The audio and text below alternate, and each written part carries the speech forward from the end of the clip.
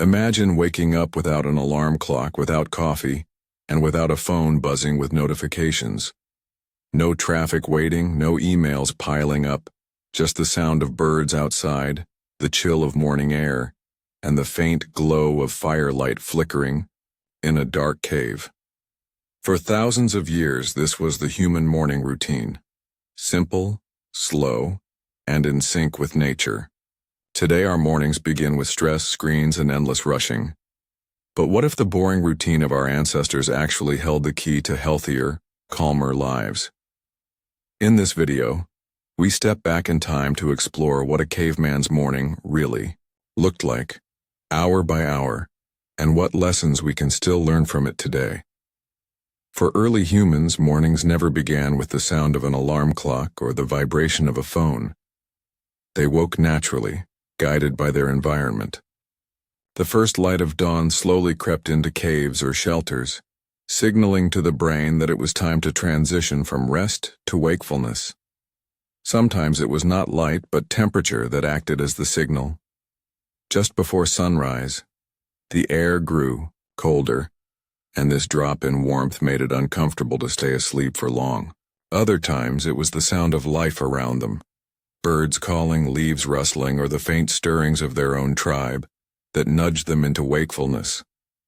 Unlike modern mornings, there was no sudden rush, no sharp sound forcing the body into panic mode. Today, most people wake through abrupt alarms that shock the nervous system, immediately triggering stress hormones. Many reach for their phones before even standing up, flooding their minds with messages, headlines, and distractions. Cavemen had none of this. Their first concerns were simple and direct: safety, awareness of their surroundings, and the search for food. Science today confirms the benefits of this natural process. Human circadian rhythms, the internal clock that regulates sleep and wake cycles, are controlled largely by light exposure. In prehistoric times, with no artificial light to interfere, these rhythms stayed stable. People rose with the sun and rested soon after nightfall, allowing their bodies to remain in perfect sync with nature.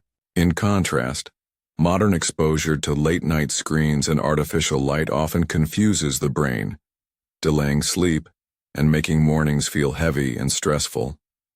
The simplicity of the caveman's morning offered an important advantage. The body and mind started the day gradually without unnecessary shocks. There was no concept of rushing to appointments or multitasking before breakfast. Instead, there was a natural flow from rest to alertness, shaped by the environment itself. For survival, this calm but steady awakening was crucial. A mind free of early stress was better prepared to notice threats, cooperate with the tribe, and gather energy for the tasks ahead. This difference matters even today. Research shows that exposure to natural morning light, waking without abrupt alarms when possible, and reducing early interaction with technology all contribute to better mental health and sharper focus throughout the day. While we cannot return fully to the life of caves, we can adapt pieces of this ancient rhythm to modern life. Stepping outside to catch the sunrise, avoiding screens before bed, and allowing the body to wake more naturally are small adjustments that restore balance. In short, cavemen began their mornings in harmony with nature, guided by light, temperature, and sound.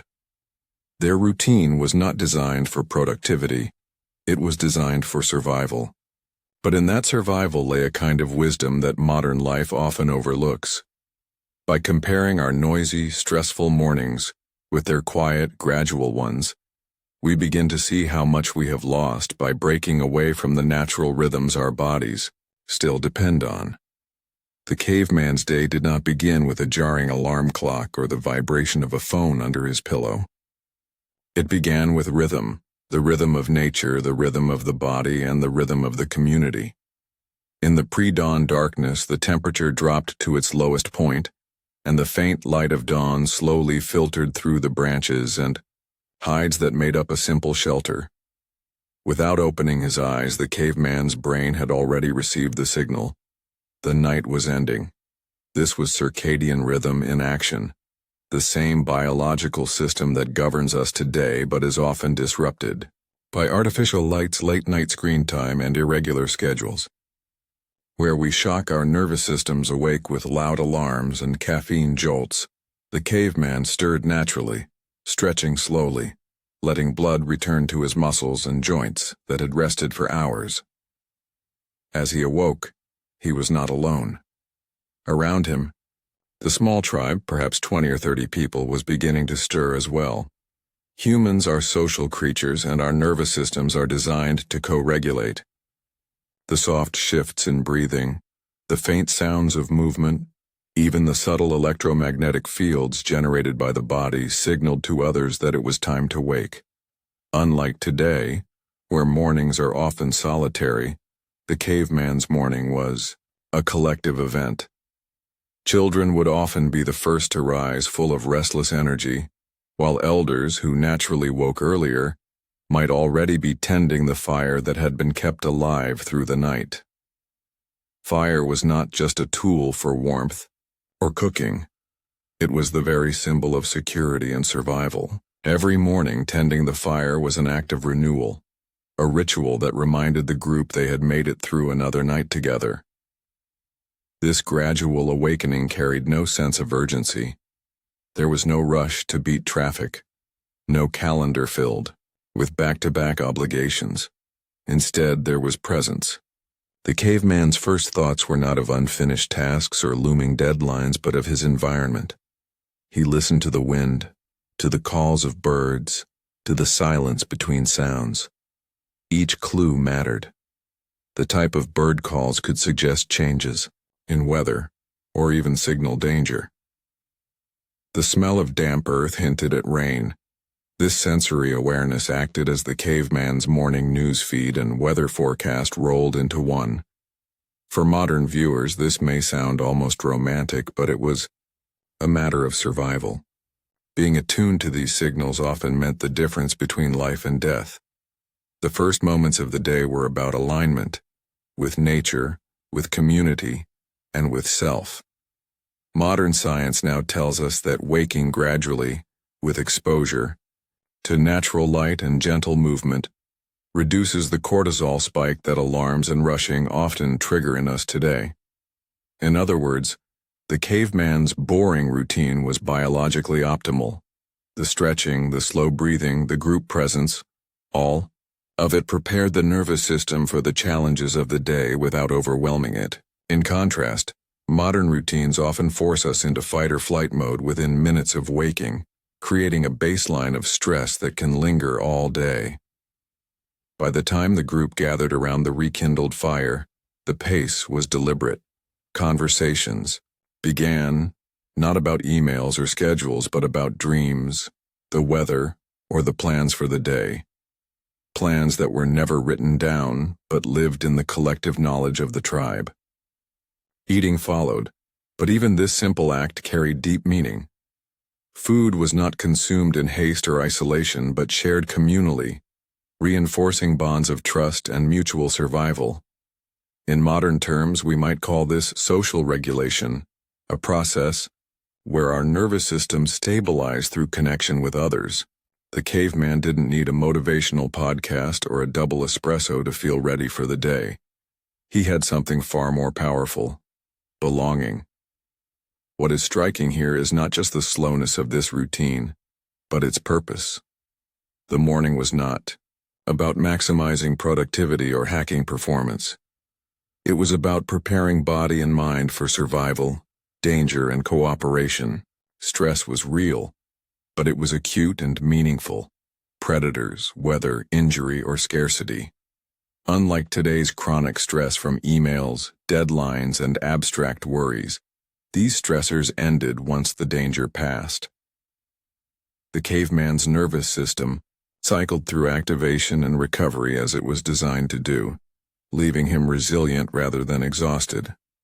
In many ways, this so-called boring morning routine of the caveman was more sophisticated than the most elaborate wellness hacks of the modern age. It synchronized with natural light and circadian rhythms, used movement as a functional reset, prioritized social bonding, and cultivated presence. For modern audiences, it reveals a powerful truth.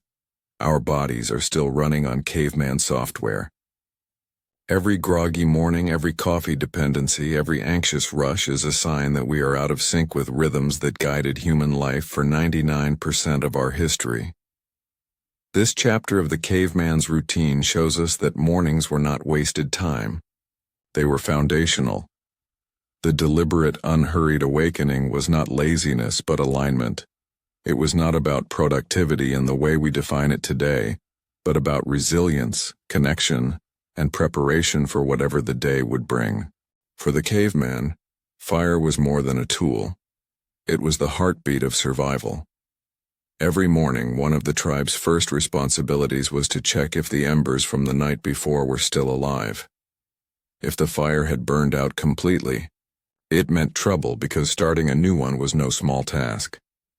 Rubbing stones or sticks together could take hours, and in cold conditions that delay could be deadly.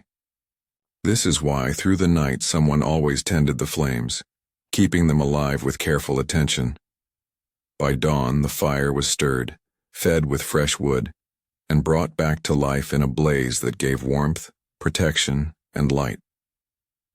The fire was not just about survival, it was about identity. It was the center around which the tribe gathered, planned, and connected. As the flames grew, so did the sense of community. People circled around the fire not only to stay warm but also to orient themselves. This was the space where the day's first conversations happened. Unlike today's morning news filled with overwhelming headlines and digital noise, the caveman's updates came through observation and storytelling. Elders might share memories of past hunts or warn of dangers they once encountered in similar weather conditions. Hunters might discuss tracks they had seen the day before, planning where to search for food today. Children listened quietly, absorbing knowledge in a way no classroom could replicate.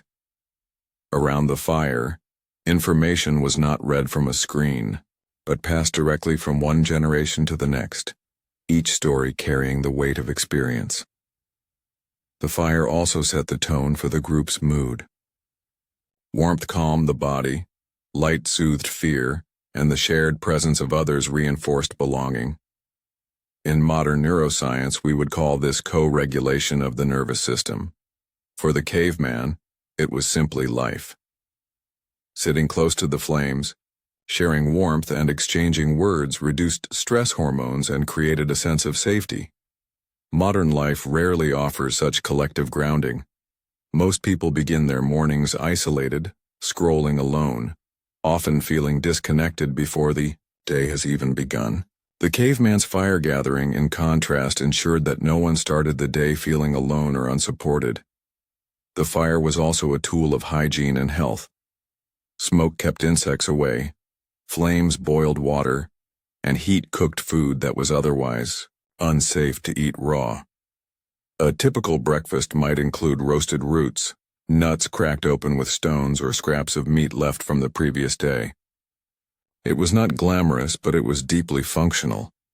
Eating around the fire was never just about nutrition, it was about ritual.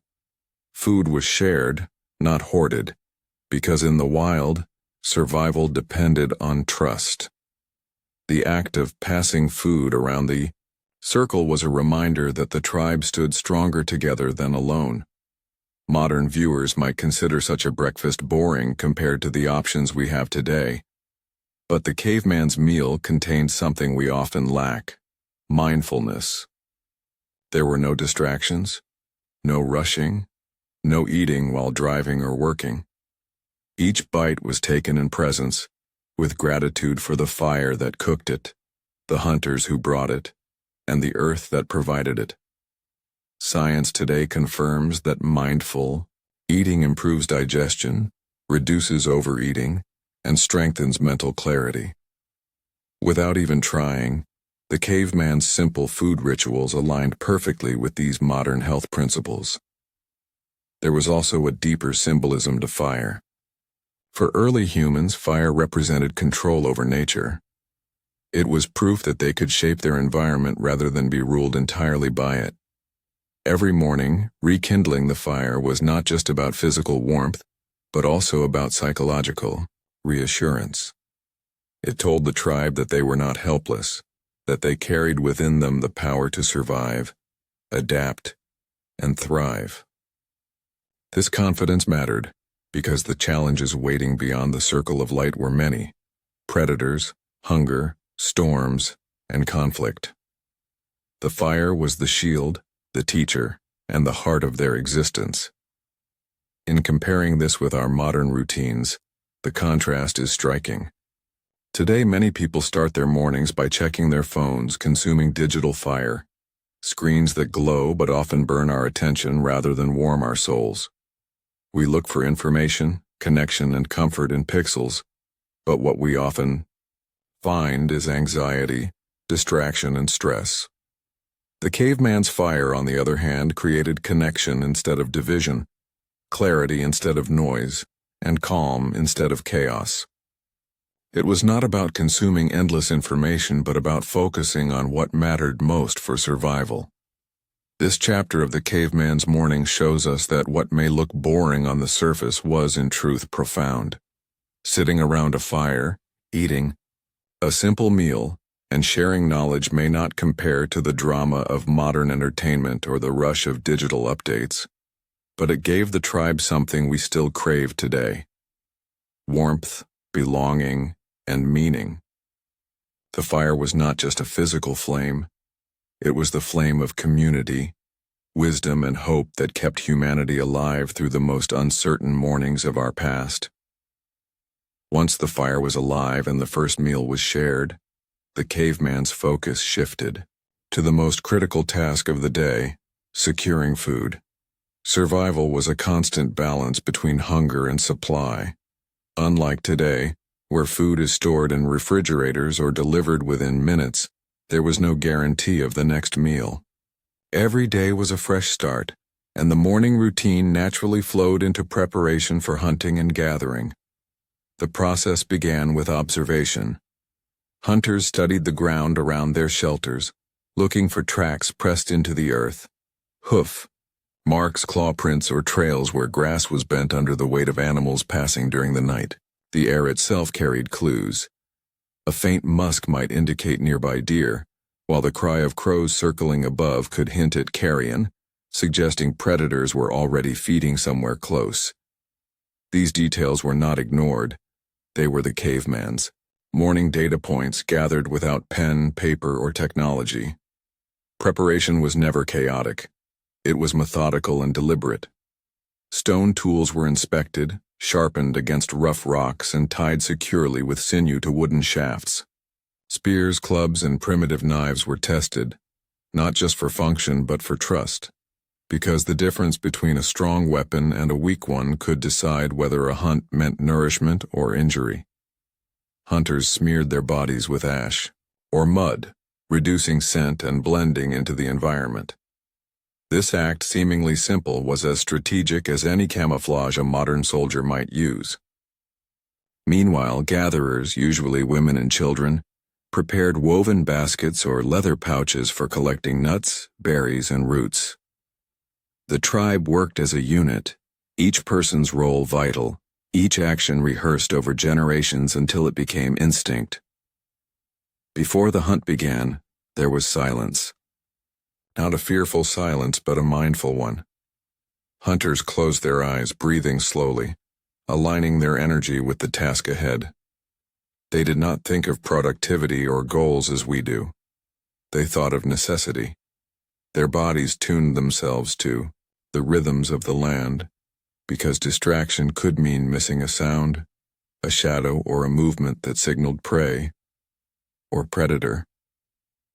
For gatherers, the silence was also sacred. Children were reminded to move quietly, to learn the difference between safe and poisonous plants, and to watch how elders used touch, smell, and sight to identify what was edible. These lessons were not written in books. They were absorbed through repetition, observation, and survival. This part of the morning shows us the immense discipline of early humans. What might look like boring routine was, in reality, daily training in awareness, patience, and skill. There was no rushing through breakfast to catch a bus, no multitasking between emails and phone calls. Every movement carried intention. When a spear was sharpened, it was sharpened with focus. When a root was dug from the soil, it was done with care. The caveman could not afford mistakes because mistakes were paid in hunger or blood. Science today gives us a fascinating perspective on these practices.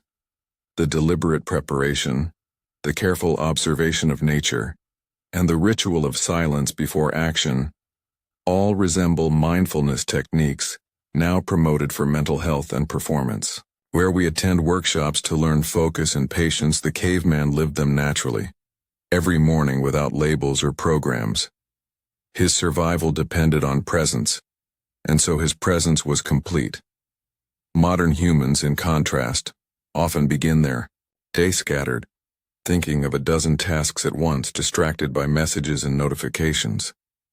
This fragmentation is the opposite of the caveman's unity of attention, and it may explain why we feel exhausted even before the day truly begins. Once preparations were complete, the group separated into roles. Hunters moved outward in coordinated silence, scanning the environment with senses sharpened by necessity. Gatherers fanned into safer areas, where roots, fruits, and plants could be found, teaching children along the way. The fire circle, still burning, was left with the elderly or those too young to venture far, ensuring the camp was never truly unguarded. The tribe's entire structure was a balance of risk and safety, effort and rest, boldness and caution. This was not random. It was strategy shaped over countless generations. In modern times, we often admire military discipline, sports teams, or corporations for their planning and execution. Yet the roots of such organization lie in these ancient routines. The caveman's morning was not only about eating, but about training the group to work in unity, each person contributing to survival. Even the children, who might only carry small bundles of food, learned that their role mattered. That sense of purpose was ingrained from the moment they woke. The act of preparing for the hunt and gathering teaches us something profound. Survival demanded simplicity, but within that simplicity was mastery. The caveman did not overcomplicate his morning with unnecessary distractions. He focused on tools, food, and community, the essentials. In a world where mornings are often filled with rushing, scrolling, and endless noise, this ancient clarity feels almost revolutionary. The caveman's morning, though seemingly repetitive, was a rehearsal for resilience. Each day, through careful preparation, the tribe reminded itself of its strength, adaptability, and unity. What we might dismiss as boring was, in truth, the foundation of endurance that allowed humanity to move from fragile creatures on the savanna to the dominant species on the planet. For the caveman, fitness was not an option, a hobby, or a goal. It was survival. Every morning after waking, tending the fire, and preparing for food, the body was put into motion not by choice but by necessity. Where modern humans pay for gym memberships, schedule workouts, and track steps on smartwatches, the caveman's entire environment was his training ground. Each day demanded running, climbing, lifting, carrying, throwing, and balancing. His routine was not designed to build muscles for appearance, but to sharpen the body into a tool for endurance, speed, and adaptability. The first form of movement often began with travel. Hunters needed to follow tracks left by animals, which sometimes led them across uneven terrain, mud, rocks, rivers, and dense brush. Walking barefoot over such surfaces strengthened muscles in the feet and ankles while teaching balance that modern shoes often prevent. Science today confirms that this kind of natural movement develops stabilizer muscles and coordination far more effectively than flat indoor surfaces. For the caveman, there was no concept of leg day, yet every day was leg day. Then came the sprinting. When prey was spotted, hunters needed bursts of explosive speed not for sport but for life. Chasing a deer across open land required lungs that could expand fully, and legs that could push the body into sudden acceleration. The adrenaline of the hunt sharpened reaction times, forcing every fiber of muscle to work at its peak.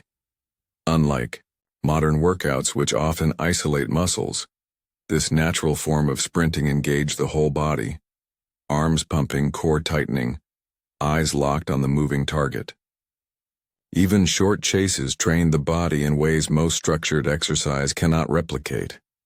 Climbing was another essential skill. Whether scaling trees to collect fruit, retrieving honey from high branches, or escaping predators, cavemen used their upper bodies with extraordinary frequency. Pulling, gripping, and hoisting were part of daily survival. Their shoulders and arms were sculpted not by dumbbells but by vines, rocks, and tree trunks. Modern research into primal fitness shows that this kind of functional movement builds strength in patterns far more natural than most gym machines. Cavemen did not train to look strong. They trained by living, and that made them strong. Carrying was also constant. Gatherers walked long distances with baskets full of roots, berries, or firewood strapped to their backs. Hunters dragged carcasses of animals back to camp, testing endurance and raw power. These were not short bursts, but sustained loads carried over miles, forcing the body into functional conditioning. Even children participated, carrying small bundles, learning early that strength was not about showing off, but about contributing to the tribe. What modern fitness enthusiasts call rucking was for cavemen simply daily life. Throwing was equally critical. Spears, rocks, and sticks had to be launched with precision and force, often under pressure. This skill required coordination between eyes, arms, and the entire body. A single successful throw could mean a meal for the tribe, while a missed throw could mean going hungry. Modern sports like baseball or javelin throwing echo this ancient necessity, but for cavemen, it was never a game. It was training written into the survival code of every morning. Breath was the silent partner in all this activity. The caveman did not count reps or time his intervals, but his lungs were conditioned by necessity. Long hunts built stamina, sudden sprints built capacity, and rest periods around the fire restored balance. His breathing was not shallow, rushed, or screen-bound. It was deep, rhythmic, and aligned with movement. Today, breathwork has become a wellness trend, but for early humans, it was ingrained in life itself. This constant movement shaped not only the body, but also the mind. Physical exertion released chemicals that sharpened focus, elevated mood, and reduced anxiety. The caveman may not have had scientific words for dopamine, serotonin, or endorphins, but he lived in their flow daily. Each task, from running to climbing, tuned his nervous system into resilience. Unlike modern humans, who often sit for hours, then push the body suddenly in short workouts, the caveman's activity was spread throughout the day, balanced and organic. His rest periods were genuine, his movement natural, and his body in sync with the demands of his environment. Modern comparisons reveal a striking truth. The caveman's boring daily grind was, in fact, the perfect fitness program. Where we carve. Out an hour at the gym, he lived in constant functional training. Where we struggle with posture from sitting too long, his movements maintained alignment and mobility. Where we spend money on diets, supplements, and equipment, his body was shaped purely by necessity and the simplicity of eating what was available. His was not a body designed for aesthetics but for survival, and in that survival lay a form of strength that modern humans often seek but rarely achieve. In essence, every morning the caveman did not ask, "Should I work out today?" His life was the workout. His movements were purposeful, his strength practical, his stamina unshakable. What we may view as monotonous, repetitive, and exhausting was, in fact, the natural rhythm that kept our species alive. His fitness was not measured in numbers or achievements, but in endurance, the ability to last another day, another hunt, another season. After the fire was rekindled, food gathered, and bodies, awakened through movement, another element of the caveman's morning began to unfold: connection. For early humans, survival was never a solo project.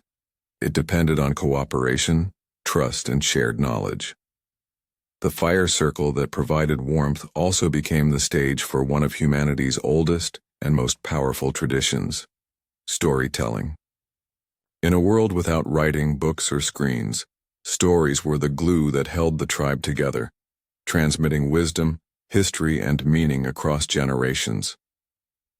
The mornings often began with short exchanges. Elders might remind younger hunters of past journeys, how a river crossing once proved dangerous, or how certain clouds in the distance predicted rain by nightfall. These stories were not entertainment. They were survival manuals wrapped in narrative. To a child, they sounded like simple tales. To an adult, they carried instructions, warnings, and strategies. In this way, knowledge was never lost. It flowed like an invisible river from one generation to the next. Modern anthropologists now believe that storytelling played a key role in the evolution of language and abstract thought, giving humans a survival edge over other species. The stories did more than preserve information. They created belonging. Around the morning fire, the tribe was reminded of who they were. Tales of ancestors, of great hunts, of narrow escapes from predators, all reinforced identity. A person was not just an individual. They were part of a living chain that stretched backward into the past and forward into the future. This sense of continuity built morale. In difficult times, during scarcity, sickness, or danger, the reminder that their people had survived before gave strength to face the present. Laughter also had its place. Mornings were not always heavy with warnings and lessons. Sometimes they were lighthearted. Jokes, teasing, and playful banter helped diffuse tension and kept spirits balanced. Modern science confirms that laughter reduces stress hormones and strengthens bonds. For cavemen, humor was not optional. It was medicine for the mind, especially in a world filled with constant uncertainty. Even children participated, their mimicry and small games contributing to the tribe's emotional balance. In these exchanges, mental resilience was forged as much as physical endurance. Another important layer of the morning bond was rhythm, song, chanting, or simple sounds made together. Archaeologists have discovered primitive instruments dating back tens of thousands of years, suggesting that music was deeply woven into human life. Around the fire, rhythmic sounds might have been used to unify the group before a hunt, or to calm children, or even to communicate over distance. These sounds, like stories, were not just cultural expression. They were tools of cohesion. Modern neuroscience shows that group singing or rhythmic movement synchronizes heartbeats and brain waves, fostering a sense of unity. Cavemen discovered this long before science gave it a name. The storytelling ritual also created leaders. Those who could weave experiences into compelling narratives often gained respect and influence. A good storyteller was not just entertaining. They were essential. They remembered migration routes, plant cycles, and hunting techniques. They knew when certain animals migrated, or when fruit trees bore fruit. By encoding this information in stories, they made it memorable and easy to pass on. In a way, storytelling was the tribe's living library, and those who carried it were its librarians and teachers. When we compare this to modern life, the difference is striking. Today, mornings are often filled with silence, each person in a household scrolling individually on devices, disconnected even when sitting together. Our stories come from screens delivered by strangers we may never meet, often designed to distract rather than instruct. The caveman stories, by contrast, were personal, immediate, and purposeful. They not only entertained but prepared the tribe for the challenges ahead. Psychologists today argue that one of the deepest human needs is connection. Loneliness has been shown to increase stress, weaken immunity, and shorten lifespan. The caveman, despite lacking modern comforts, rarely experienced the kind of chronic loneliness that many do now. His mornings were filled with faces he knew, voices he trusted, and stories that reminded him he was never alone. His world was dangerous, but his bonds were strong, and that strength was built day after day, beginning with the morning fire. In truth, what might seem like a boring routine of gathering, talking, and sharing was one of the most sophisticated survival strategies our species developed. It ensured not only the transfer of skills but the preservation of identity, purpose, and hope. Without these bonds, the tribe would fracture and survival would weaken. With them, humanity thrived, moving from scattered groups of foragers to the builders of civilizations. The caveman's morning, therefore, was not only about physical readiness but also about emotional resilience. Storytelling, laughter, song, and shared presence created a foundation of trust that carried the tribe into the uncertainty of the day. What modern life often overlooks, that connection is as essential as food or fire, was something the caveman never forgot. For him, it was the very heart of every morning. For the caveman, every morning began with a negotiation with nature. Unlike today, where we control temperature with air conditioning and shield ourselves from weather with concrete walls, the caveman's body was exposed to the raw elements. The chill of dawn was not an inconvenience but a reality that tested endurance. Cold air forced muscles to tighten, and the body responded by shivering, a natural mechanism to generate heat. There were no blankets beyond animal hides, no insulated homes, no heated showers waiting. To wake in such conditions was to be reminded daily of the thin line between comfort and danger. The sun was another powerful force. Its first light did more than wake the tribe. It set the rhythm of their entire existence. Circadian biology, which science explains today, was lived instinctively then. Light told the body to release hormones that promoted wakefulness, sharpening senses for the hunt. Shadows shifted as the morning advanced, guiding navigation and signaling time without the need for clocks. To a caveman, the sun was more than a celestial body. It was both clock and compass, a guide that shaped the pace of survival. But nature was not always kind. Rain could ruin a morning hunt, soaking firewood and making it harder to maintain flames. Strong winds carried scents away, confusing hunters who depended on smell to track animals. Storms could scatter groups, destroy shelters, and test cooperation. Each morning carried with it an element of unpredictability. Survival was not about resisting nature but adapting to it. The caveman learned to read the signs, darkening skies, changes in bird calls, the behavior of animals, as clues of what the day would bring. Where modern humans check weather apps, the caveman checked the world itself, using instincts sharpened through generations. Exposure to these elements built resilience. The caveman's skin was hardened by sun and wind, his immune system strengthened by constant contact with soil, plants, and microbes. Today, many people live indoors, spending much of their mornings in climate-controlled spaces, shielded from germs and dirt. While this brings comfort, it also weakens adaptation. Modern research now suggests that exposure to natural elements strengthens immunity, regulates mood, and reduces stress. What the caveman experienced daily as necessity is now marketed to us as therapy. Sunlight for vitamin D, cold exposure for resilience, grounding to reconnect with the earth. Water, too, shaped the morning routine. Streams, rivers, or lakes nearby were not luxuries but lifelines. Drinking, washing, and sometimes fishing all began early in the day.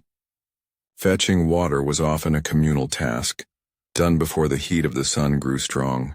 For the caveman, every sip was earned through effort. Unlike modern households where clean water flows instantly from taps, water had to be collected, carried, and shared with care.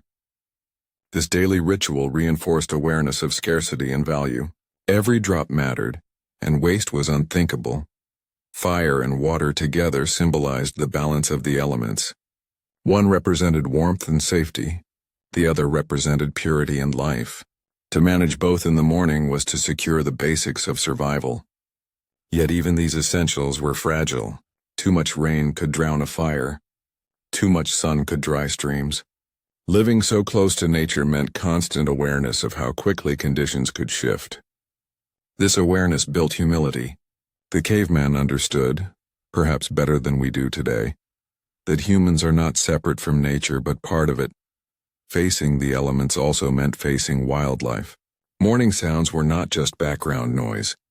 They were signals. The distant roar of a predator, the sudden silence of birds, or the rustling of bushes could all mean danger. Each member of the tribe had to remain alert, scanning and listening. Survival was not about conquering nature, but about existing within its unpredictable rhythm.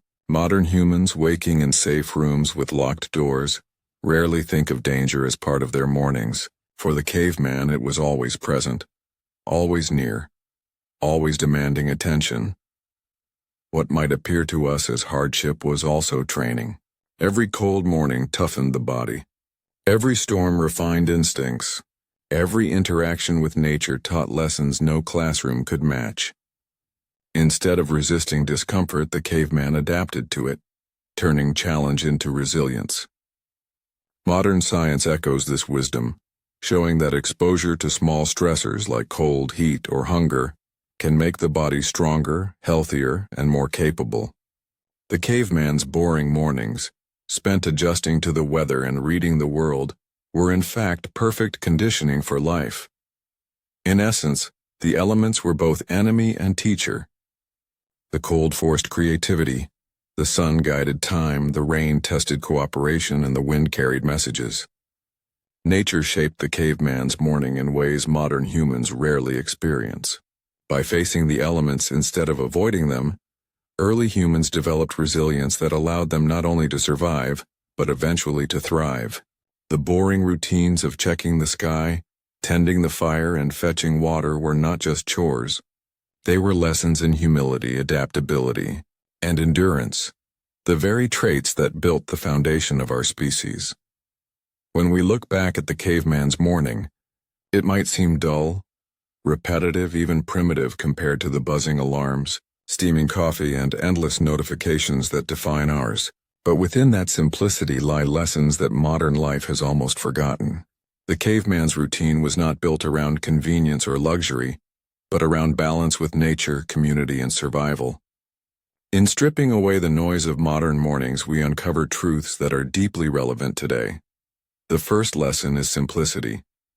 The caveman did not wake to a list of emails or deadlines. His priorities were straightforward: wake up, tend the fire, secure food, and prepare for the day's tasks. There was no multitasking, no rushing through 10 different chores before sunrise. Modern mornings often overwhelm us with choices: what to wear, what to eat, what to check first on our phones. Yet science shows that decision fatigue can drain our mental energy before the day has even begun.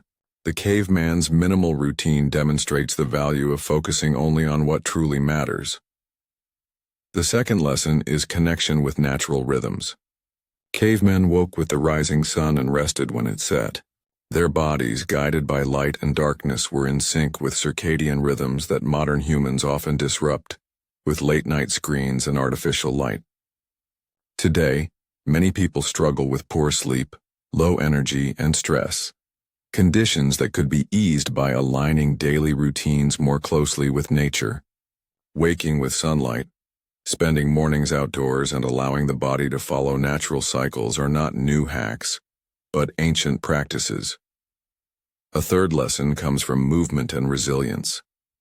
For cavemen, Mornings were active by necessity, fetching water, gathering wood, walking, and sometimes running to track animals ensured that the day began with physical exertion.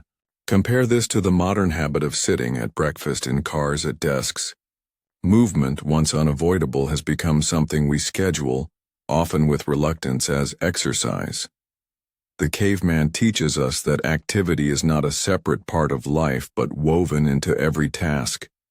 To reclaim even a fraction of this can strengthen the body, improve mood, and restore vitality. Another important lesson is gratitude for resources. For the caveman, every drop of water, every spark of fire, every piece of food carried weight. Scarcity built appreciation. Today, surrounded by abundance, it is easy to take basics for granted. Running water, warm showers, instant meals, things unimaginable to our ancestors, often pass without notice. Reconnecting with gratitude, even through small rituals like pausing before a meal or appreciating morning sunlight, brings perspective and reduces the constant craving for more. Community also played a central role.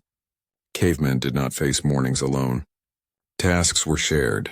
Someone tended the fire, another fetched water, another scouted the surroundings. Mornings were collective, reminding every member of their place in the tribe. Modern mornings, by contrast, are often solitary, rushed, and disconnected. Even within families, people scatter in different directions with little interaction. The lesson here is clear. Starting the day with connection, with family, friends, or community, can build resilience and belonging that no technology can replace. A final lesson lies in accepting discomfort. Cavemen woke in cold caves, faced unpredictable weather, and lived with constant uncertainty. These challenges hardened them, teaching adaptation. Modern humans, in contrast, design mornings to eliminate discomfort. Heated homes, quick meals, instant entertainment. Yet research shows that comfort without challenge can weaken resilience. Practices like cold showers, outdoor walks, or mindful fasting mirror what cavemen endured daily and offer health benefits. The very hardships that shaped their mornings can inspire us to grow stronger by reintroducing small amounts of challenge into our own. When all of these lessons are viewed together, the caveman's morning no longer appears boring, it appears balanced. Stripped of distractions, it provided structure. Aligned with nature, it nurtured health. Rooted in community, it built belonging. Grounded in discomfort, it built strength. Far from primitive, the routine was perfectly suited to survival, and in many ways to well-being. For the modern viewer, the message is not to abandon technology or return to caves.